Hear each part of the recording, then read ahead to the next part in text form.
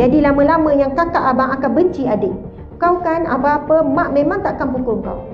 Sampai besar dia boleh jadi dendam. Puan-puan sekalian, kadang-kadang hasad, dengki, dendam di kalangan anak-anak berlaku disebabkan ibu ayah tak berlaku adil.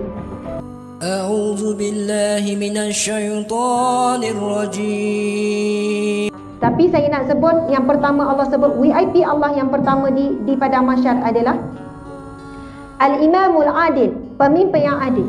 Wahai para ibu sekalian, kadang-kadang kita tidak adil dengan anak. Ada anak yang kita lebihkan kasih sayang, ada anak yang itulah selalu kena marah.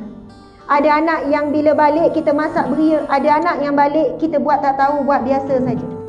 Ada anak yang bila balik kita kirim macam-macam, masak macam-macam. Ada anak bila balik dia nak kembali semula, kita buat biasa-biasa saja. Tuan-puan dan mati Allah sekalian, pernah satu ketika seorang ayah datang jumpa Rasulullah, lalu menceritakan kepada Rasulullah, ya Rasulullah, ini anakku, aku berikan kepada dia sekian, sekian, sekian. Dia cerita ni betapa dia sayang anak ni, dah macam-macam dia bagi pada anak ni. Lalu Rasulullah bertanya kepada dia, adakah kamu melakukan hal sama kepada anak-anak yang lain? Dia kata, tidak ya Rasulullah. Dan Rasulullah kata, aku enggan bersaksi kepadamu. Rasulullah sampai tidak mahu bersaksi. Tidak mahu, soalannya wallahu a'lam, maksudnya bersaksi di dunia ataupun bersaksi di akhirat. Aku enggan bersaksi terhadapmu. Dan Nabi bertanya dia kembali, adakah kamu mahu diperlakukan sama oleh anak-anakmu? Sudah tentu ya Rasulullah. Maka perlakukanlah terhadap anakmu sama saja, sama rata. Sebab itu dalam bab hibah, ketika saat hidup tuan-puan dimati Allah sekalian, kalau ibu bapa nak bagi hadiah, nak bagi sesuatu kepada anak-anak, kena bagi sama. Kecuali kalau dipersetujui oleh anak-anak yang lain. Dalam 5 orang anak, seorang anak yang susah, jadi mak ayah bagi lebih sikit pada yang susah. Yang lain pun kata, tak apalah Umi, bantulah Abang Long tu kesian, anak dalam ramai, kami ni ibu Umi tak bagi pun tak apa. Kalau anak semua raba tak ada masalah. Tapi hari ini banyak cerita sampai kepada saya. Contohnya, ibu ni tak reda, tak restu perkahwinan ni, anak ni terus dibuang dan sebagainya. Wahai ibu ayah sekalian, ini kisah benar. Saya pergi ziarah anak 8 orang. Kat rumah tak ada apa-apa boleh dimakan. Rumah pun kosong, kurus kering semuanya. Ibu ayah pun kurus kering, anak-anak pun kurus kering. Lepas tu seorang isteri ibu ni pun kata, saya buka peti ais. Bukan saya ni sibuk-sibuk nak buka peti ais rumah orang ya. Saya ni, kita ni, kami ni NGO Sahabat Amal Camp memang ramai mu'alaf, ramai asnaf dan mu'alaf kami jaga. Ada asnaf ni yang saya pergi lebih dah 5-6 kali. Kita tolong macam-macam sampai macam dah keluarga. Sampai peringkat kadang-kadang dia tak bagi tahu yang dia tak ada makanan. Dah punya biasa tu, akak ada makanan tak? Ada Ustazah, jangan bimbang, ada untuk anak-anak. Ya ke kak? Mari saya tengok peti ais. Bukan ceroboh-ceroboh, orang bukannya yang tak biasa kali pertama kak buka dah. Saya kata, apa makanan akak ada? Akak nak masak apa? Tak apa Ustazah, apa yang ada kami makan. Kadang biskut kering.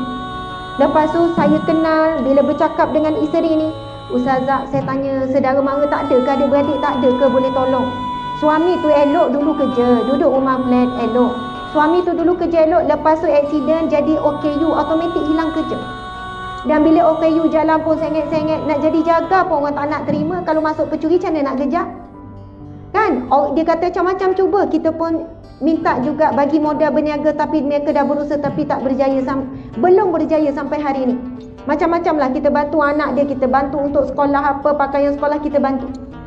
Tapi bila yang saya sedih tu, tuan-puan dimati Allah sekian, bila tanya, dia kata, Ustazah, isi saya ni anak orang kaya.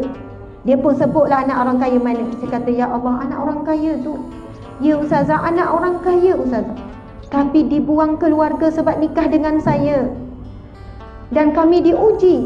Mungkinlah asbab menyakiti hati ibu ayahnya dan sebagainya. Dan memang ibu ayah tak pernah tolong, tak pernah tengok anak-anak ni, tak pernah tengok cucu-cucu ni. Dibuang terus, rumah pun tak jauh. Pernah isi saya pergi minta tolong dengan mak ayah tak nak tolong. Adik-beradik pun sama. Itulah ujian dalam hidup kami, mungkin asbab itulah. Dan saya pernah jumpa seorang ibu ni kata, Ustazah, saya memang seorang anak tu saya tak reda. Sekarang dia hidup payah. Selagi dia tak minta maaf dengan saya tak akan reda dengan dia. Dia nyakitkan hati saya dulu. Saya kata, ibu, wahai emak, sekarang hidup berasingan di dunia, sudah tentu hati makcik pun rasa sedih. bayangkan kalau berasingan di akhirat kelak. Kalau ibu boleh masuk syurga sebab sabar ibu terhadap anak, ibu sanggup ke membayangkan anak itu di dalam neraka? Habis tu Ustazah, dia tak nak minta maaf. Kenapa dia tidak minta maaf? Kenapa hati anak itu keras? Mungkin kerana sebab ibu, makcik belum reda pada dia. Makcik selalu sebut begini, sebab itu hati anak itu Allah buat keras sampai sekarang. Cuba makcik depan Allah, ya Allah, aku maafkan anakku, aku reda terhadap anakku, aku terima ini ujian daripadamu ya Allah. Mungkin asbab itu anak itu akan diberi hidayah, lalu pulang kembali dan minta maaf dengan puan. Subhanallah. Saya nak sebut tuan-puan dimati Allah sekalian, nak jadi ibu yang adil, ayah yang adil, isteri yang adil, suami yang adil bukan mudah. Contoh lain, saya bagi anak saya bergaduh kan. Saya ada anak 7 orang kecil-kecil yang lelaki selalu bergaduh. Kalau saya nak mudah, saya dia bergaduh, saya terus je pukul ataupun marah yang besar tanpa diadili. Dengar adik nangis tu, kenapa adik nangis tu? Kenapa buat? Pergi cubit yang abang. Tak boleh mengalah ke? Sebab apa? Malas nak mengadili. Tapi bila kita tahu kita kena menjadi imam yang adil, pemimpin yang adil, panggil dua-dua, tanya betul-betul ceritanya apa, kenapa nangis ni adik ni.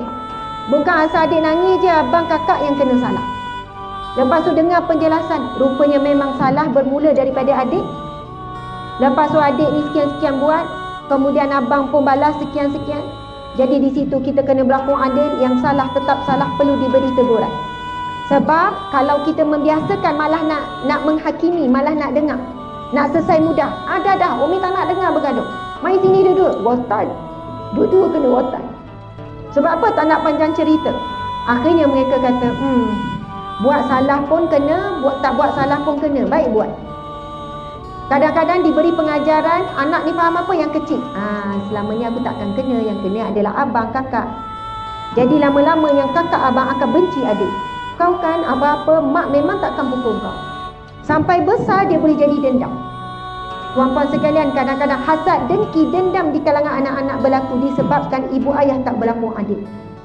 Sampai dah besar, yang abang ni boleh cakap, kau kan anak kesayangan mak, kau gila minta tolong dengan mak. Walaupun dah besar, dah berkeluarga, dendam tu tetap ada. Sebab apa? Dia disuburkan oleh sikap ibu bapa yang tak berlaku adil, malas nak uruskan dan sebagainya. Jadi tuan-puan dimati Allah sekalian, pemimpin yang adil ni bukan semestinya menteri, Perdana Menteri saja. Bukannya JKK, MPK, ketua muslimat saja dan sebagainya, pengerusi masjid, tak. Kita semua adalah pemimpin. Sekurang-kurangnya kita memimpin diri kita sendiri dan kita akan ditanya. Jadi berlaku adillah dengan diri kita sendiri. Subhanallah.